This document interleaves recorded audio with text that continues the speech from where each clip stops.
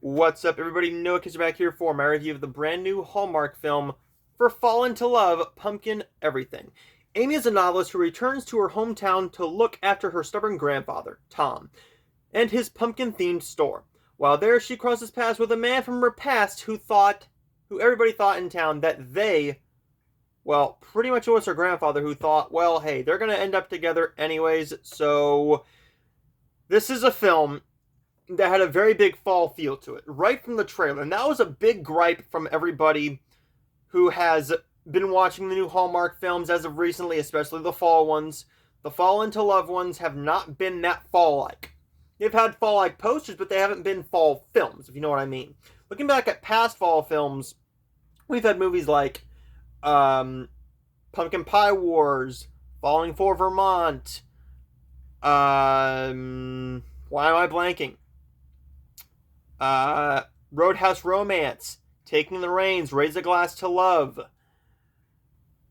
October Kiss, Love, Fallen Order, multiple movies like that. But what we haven't gotten recently is the fall feel. Because last year, let's face it, they weren't a whole lot of fall feels to them. There wasn't a whole lot of fall to it. 2019, we had some fall. We had 3 fall films: Curse from a Rose for the Good Witch, Over the Moon and Love is another good one, Love, Fallen Order. Looking back at 2020, we had Falling for Look Lodge, really good one, Country at Heart, My Best Friend's Bouquet, Sweet Autumn, Follow Me to Daisy Hills.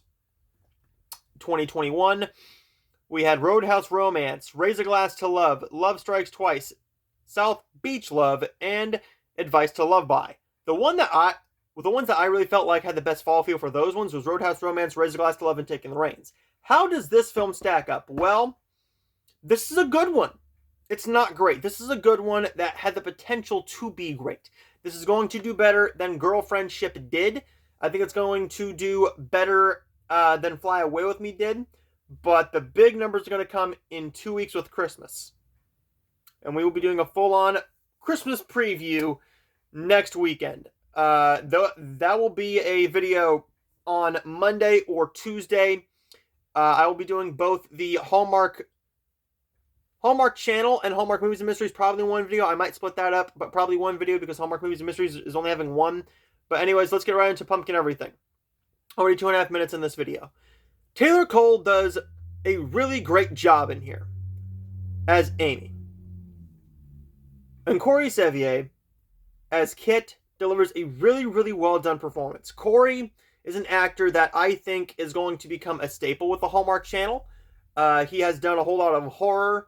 He's done a whole lot of comedy. But he's getting into the Hallmark verse. Because looking at his past films, this is pretty much what he does now. And I think he likes doing these types of films. Because it gives him something to grip onto. It doesn't take a whole lot to do these films. Like, they are a lower-ish budget film that delivers a nicely told story and makes you feel good. It's not something like his film Decoys or something like House of Fears or Surf School that is a lot harder to do and to watch. These are very easy films to do. One, you gotta have chemistry, it's a nicely done script, and you have a lot to work with when you're a good actor like Corey is. Corey is a well-established actor in this Hallmark Lifetime romance verse now, especially with Up TV. He had Love in Whitbrook, which was fine. And we will see him in 2 weeks. In 2 weeks. With Natalie Hall in Noel Next Door. So, Corey Sevier is not the issue here. Taylor Cole is not the issue here. The issue is the script in some places. The script really does bog this film down to a point. And I'm going to explain this very well. What we have here is a movie that focuses on the family drama, but also delves into a little bit of the past between the male and female lead here, building their relationship, having a nice little chemistry bond there, and you give us a grandpa who we can actually root for. We can't do that a whole lot of times, and this film delivers a nicely well-done emotional punch due to what the grandpa is going through, because every family has to go through this. You basically have to tell your older loved ones, your elders, hey, you can't do this anymore. You're too old to do this. For example, my grandpa wanted to do a whole lot of things. He got too old. He started declining in his health, and he started to slow down a little bit because he knew he had to.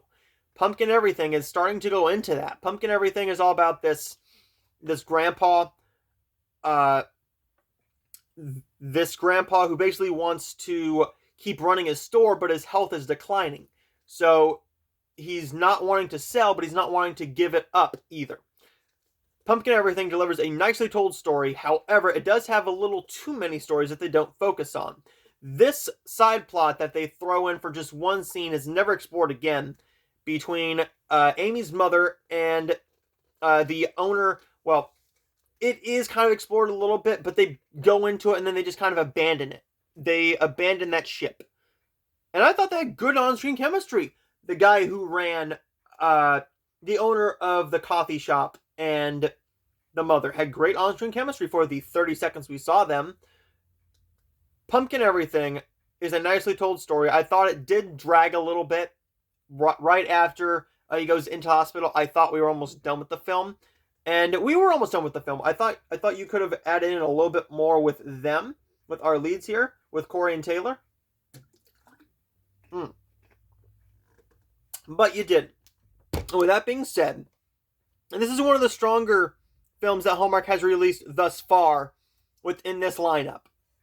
Because for the Fall in Love lineup, we've had Love in the Limelight, my personal favorite so far, Romance in Style, Dating the Delaney's, Game, Set, Love, Marry Me in Yosemite, Merry-Go-Round, Wedding of a Lifetime, which I liked a whole lot. That's my second favorite. And Girlfriendship. We have Autumn in the City next week with Evan Roderick and Amy Teagarden. That is going to be very interesting because Amy Teagarden had one of the best Hallmark films of last year with My Christmas Family Tree. How does this one shape up? Pumpkin Everything goes up to my third favorite of the Fall in Love lineup. I'm not going to lie to you. This is my favorite of the Fall in Love lineup. Now, with that being said, this hasn't been an awful lineup. We've had some mediocre-ish Hallmark films, particularly Merry-Go-Round, Marry Me in Yosemite. I thought that Girlfriendship was just alright. Fly Away With Me was a nice little throwaway comedy. But Romance in Style delivered a new thing that Hallmark doesn't really focus on, and that's a plus-sized actress being the lead. And I really enjoyed that because I like to see diversity in these films, not just with race, but with weight, size. They aren't exploring a whole lot of the bisexual / gay stuff, and I know why, because the audience is not really supporting that right now. But, with that being said, our next film does dive into that a little bit. And we're going to talk about that in just a minute with Midlove Crisis. So, Pumpkin Everything is a nicely told story. It does have a couple problems here and there, but nothing that I can't overlook to give this one a very strong B+. There's my review of Pumpkin Everything, and I will see all of you guys next time for my review of the brand new Hallmark movies and mysteries romance drama called Midlove Crisis. I will see all of you guys next time.